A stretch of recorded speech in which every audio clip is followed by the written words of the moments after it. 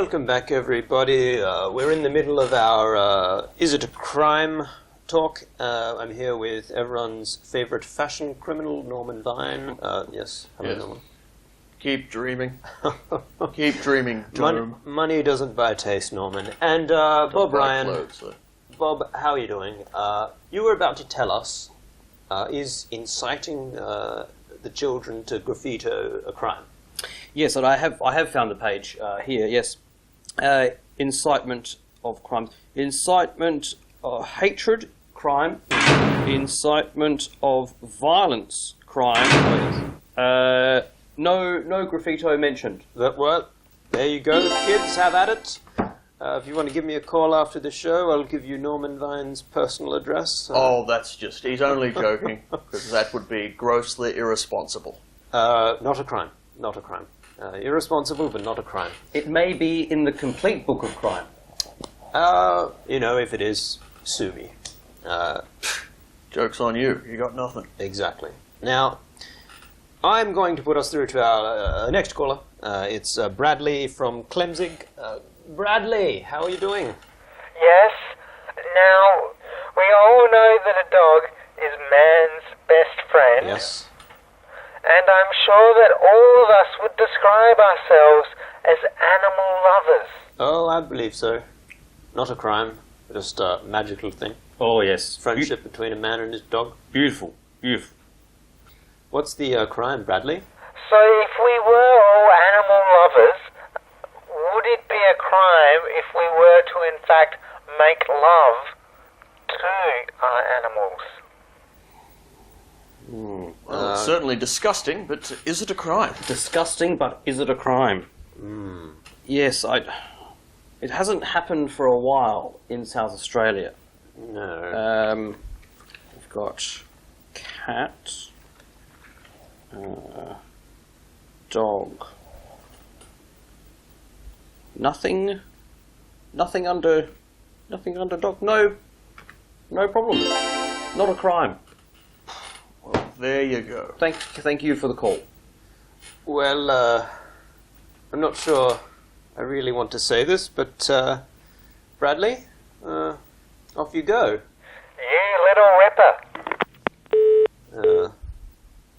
Norman, that's this is troubling a little.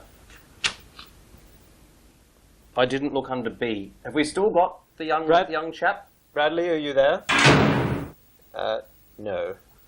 Oh No, dear. Bradley, if you're still watching, it is a crime. Most- And, Bradley, just...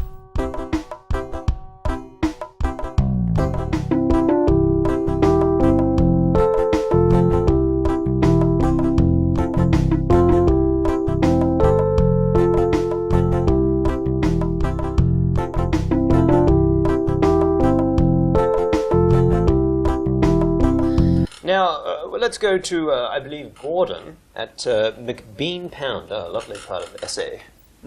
Lovely weather up there.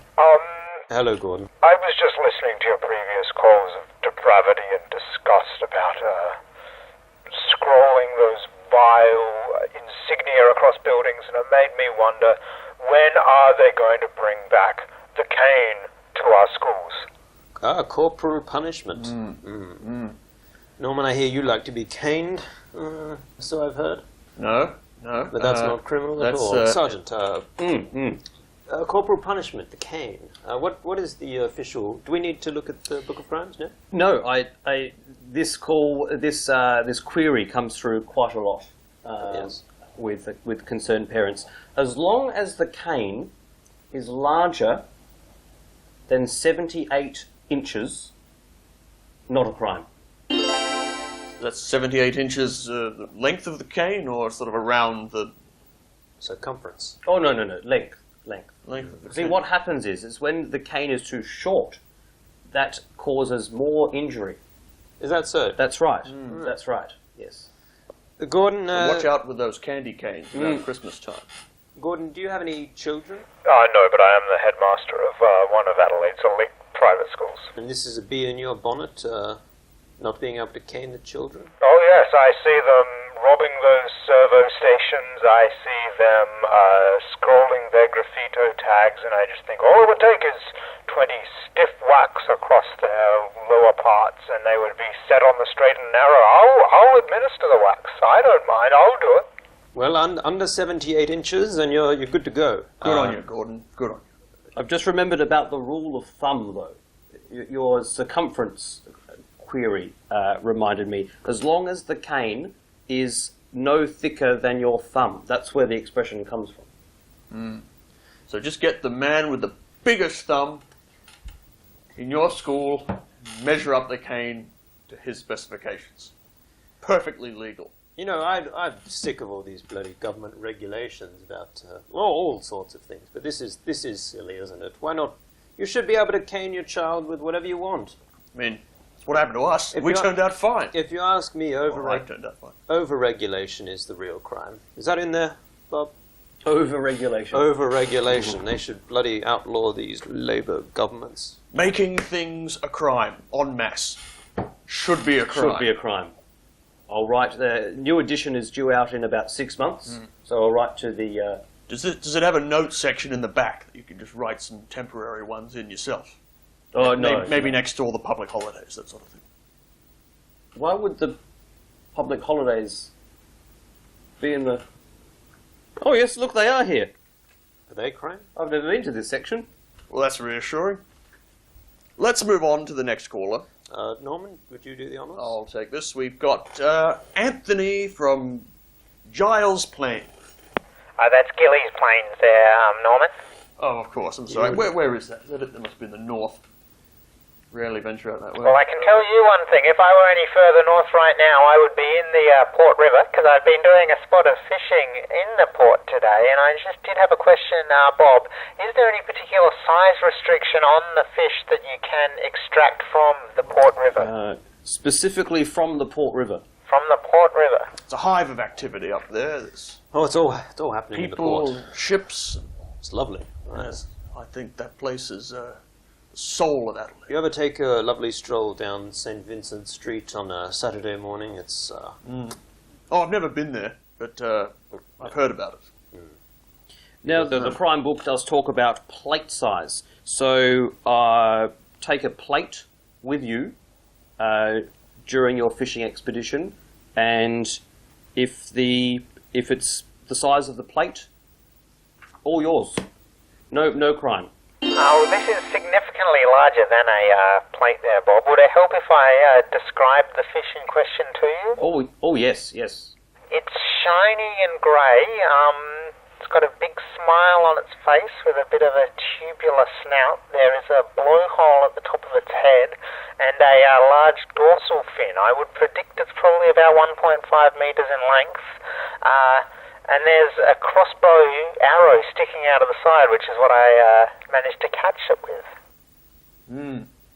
That sounds like a King George whiting. a monster of a catcher, Anthony.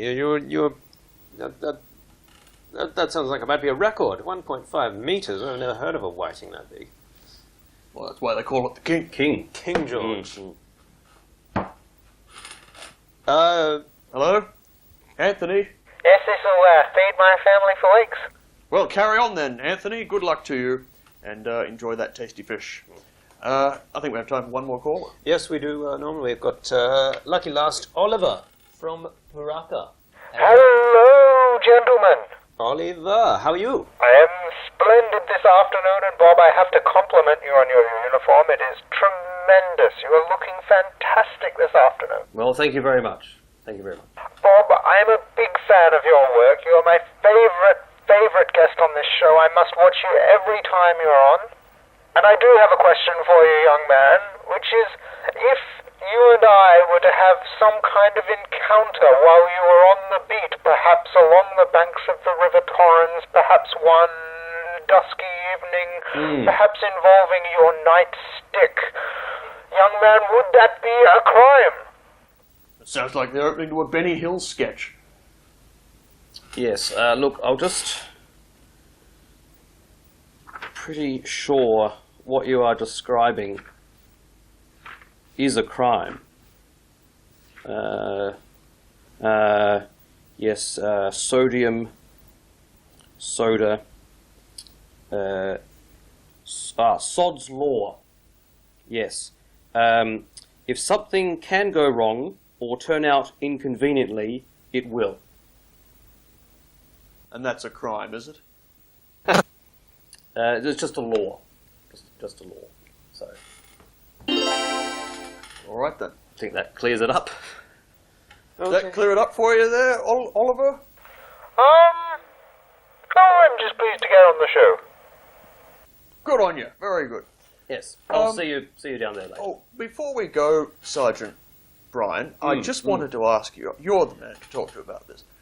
Why is it that we have a fire brigade, but we don't have a crime brigade? Because that's essentially what the police is, isn't it? It may infer, though, that the officers enforcing the law start and commit the crimes. Oh, as in like, here comes the crime brigade. Precisely, crime. precisely. Yes, I think there would be some confusion. Yes, but you don't think that the fire brigade is starting the fires. Well, they're there to put out the fire. Actually, many of them do, Norman. Right? What do you mean, like backburning and so? No, that's not what I mean. But do you understand Norman's point? I do. But you are most correct that some of the these nasty fire bugs that we have, unfortunately, do come from our fire brigade. Yes. So, yes. in the fire brigade's sense, it's. And of course, that's official state policy. The Friends Close, Enemies Closer Act of 1983, which has significantly reduced the number of arson attacks, I believe. Well, I'm going to start this. Yes. I'm a trendsetter. From now on, not called the police. Here comes the crime brigade. You should start doing it. Let's see if it catches on. Norman, And that's... maybe also instead of saying ambulance officer, we can go back to what they used to be called, ambulanceman. Here comes the ambulanceman. Norman, That's how I was raised. utter nonsense. If you want to start your own crime brigade, I suggest you do so. It sounds like there's already a few out there I'm hearing in your backyard. But that's another story. Bob, thank you very much for joining us. It's been a pleasure as always. You've helped keep the state safer. He's the crime brigade. Hand yourselves in, criminals. Okay. Thank you very much. Now, Brian, just while we're in the break here, I just want to ask, murder, is it a crime? I'm asking for a friend. In which degree are we sort of talking? Just generally. Just generally?